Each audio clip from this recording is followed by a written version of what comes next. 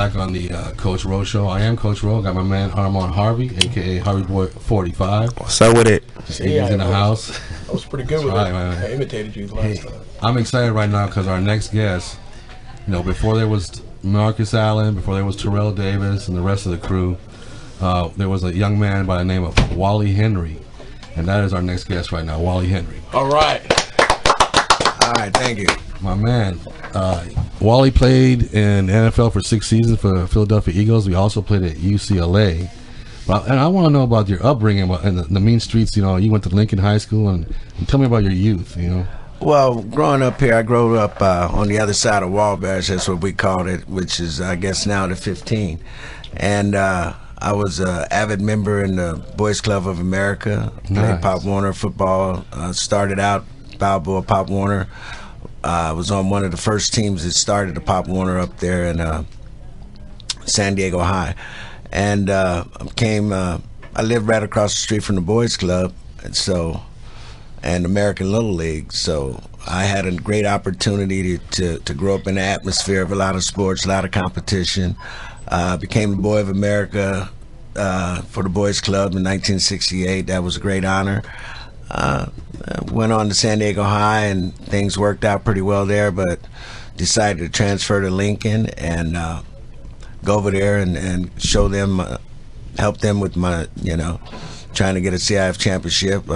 Fell a little short with that. Okay. But we also had a great athletic program there under Coach Faison, Earl Faison. Wow. At the time, Vic Blair was a track coach, so we had a good track team. Coach Peterson coached the basketball. Coach Olson was the wrestling coach. Okay. So growing up, competing against a lot of the guys from Southeast San Diego, like I said, I lived on the other side of Wabash, so I was familiar with a lot of those kids over there. And we decided to come together and see if we can change Southeast San Diego's, athletic standing. Nice. So you ran track as well then? Oh yeah, I was the champ. And I never lost a race in the low hurdles. I've lost every race. I've never won a race. So they don't. I guess those records will always be up there because they don't run the 180s anymore in high school. So 180 yards. Yeah, 180 low hurdles. Oh, low hurdles. Now they got, I guess it's the 330s or something like that. Wow. Okay. So that's a great honor. So at Lincoln, you go to Lincoln and you ball out of control because then you got a scholarship to UCLA. Yeah, I was fortunate to have a few offers to go across the country to different colleges. I chose UCLA. Originally, I was going to go to San Diego State. I was going to be the first local high school player that Coach Coryell was going to recruit out of high school because usually they go to junior college. So I was right about ready to go to San Diego State, and then unfortunately for myself, great opportunity for Coach Coach Don. He went to the Saints. He went to St. Louis. Oh, okay. He went to St. Louis, so I switched up and went to UCLA. And who was the coach there? When I first went to UCLA, they were running a wishbone. Oh. And yeah, and you were a receiver. No, I was a running back. Oh, okay. I was a running back, and so it was under Pepper Rogers. Okay. So they had the Blair pair up there, James McAllister and Kermit Johnson, who were great guys. UCLA was known for the Hughes Corporation. We had one of the biggest lines in college football at that time. So that was my freshman year. Sophomore year, came back and changed coaches. Dick Vermeil came in, changed the offense to the veer. So that's when I became a flanker. So I utilized all my skills as a running back, also as a pass catcher. So that's how that went. And also, they put you back there returning punts and kicks, right? Yeah, I returned the punts and kicks, both duties in college, and which was a great thing because that helped me get into the NFL basically because I was a receiver in the NFL, but to get in, I guess it was my punt returning skills, my special team efforts that got me in the door. Once I got in the door, I got a few opportunities to play wide out, and unfortunately, for good luck for me, I was all pro as a punt returner, my second, third year. Right. So now punt return, that is a special skill because you're standing there, you're trying to catch the ball, and you have these guys bearing down on you. They're trying to see how far these guys are away from you. Yeah, well, basically what a punt returner was back then was a kamikaze pilot. Cops and robbers, it's my job to get away and it's their job to catch me, So we had a lot of fun with it. Over the years, the rules have changed, and so it makes it a lot better right now, I think, for the punt returners, all special teams players, because, you can't do a lot of chop blocking like we used to do, we didn't have instant replay, so you couldn't get a lot of things like that called back or called in your favor. So I think, it's you have to be a skilled player to play that position. Exactly. So then you move on. Were you drafted or signed as a free agent to NFL? No, I was a free agent. Luckily, I played for Dick Vermeil at UCLA. We won the Rose Bowl, upset Ohio State. At that time was the national champs. They had, I think, 5 or 7 number 1 draft picks on that team. And nothing changed. So we upset them. Yeah, we upset them. Luckily for Coach Vermeil, he got a job, an opportunity to coach in Philadelphia. He took most of the coaching staff with him. Right. So by the time I got there, I knew all the coaches. I knew the head coach, and I just had to perform like Bruin football, quicker, tougher, better conditioned than my opponent, and was luckily I made the team. I got cut a few times. In fact, I got cut 3 times that first year. Wow! But I hung in there, and never gave up, and the rest is history. So you reunite with Dick Vermeil in Philadelphia. And then you make the Pro Bowl in '79 after getting cut 3 times. And in '79 you make the Pro Bowl. Right. Well, back then it's a numbers game. You don't really know that coming out of college. It's a brand new thing. At that time we had 45 players. So like the 45th, 44th, 43rd player are the most expendable players on the team. Mm-hmm. So if somebody gets hurt, in my case, one of the guards went down, so they had to cut a receiver to bring in a guard. Another time, quarterback Jaworski and Charlie Smith, the timing was well off, so to reprimand Charlie, they cut me. That's how it goes. And then brought me back, and then Charlie got hurt, and they brought Kenny Payne in from Green Bay, which was he was an all-pro receiver. He was having trouble with Bart Starr, so they brought him in. So again, they had to cut me. And then he came in and had a mercyectomy or something. The appendix went out, and I was brought back. So I think it was meant for me to play that year, and play in the NFL because I overcame a lot of obstacles. And that's the thing about, I'd say, going up with my childhood kind of thing, playing football around Logan Heights and things like that.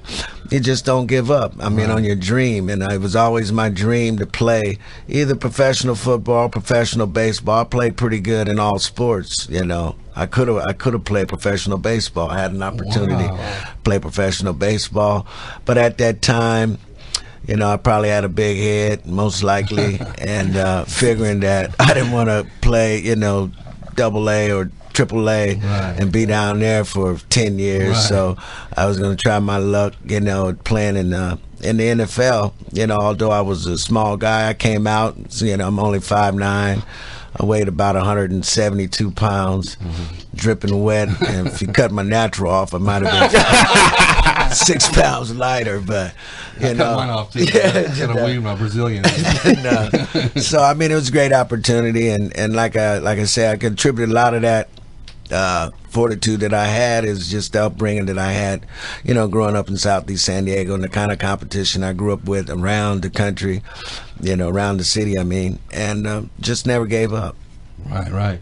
So did you guys go to the Super Bowl in '81 or what? Yeah, we went to Super Bowl. We were fortunate to go to Super Bowl, and we played the Raiders earlier that year, and we beat them in preseason. We beat them a real hard game in Philadelphia, in October, and then came back and they beat us in the Super Bowl.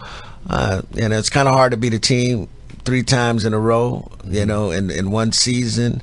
And I think a lot of people said that Coach Vermeil overworked us and stuff like that, but I don't think it was the case. I think the Raiders, they came prepared, and unfortunately we threw some interceptions early in the game, but we came back. We came back. We could have beat them. We could have tied the game up. They called a legal procedure on Carmichael, and that just really just took the rest of the cells out of us, and we lost the game. So you played with Jaworski and Harold Carmichael. Can you name some other guys? Oh yeah, Wilbur Montgomery, wow. Bill Berkey, Stan Walters, Johnny Outlaw, Herman Edwards. Herman Edwards. Reggie Wilkes. We played, Charlie Johnson. I can name each. I can,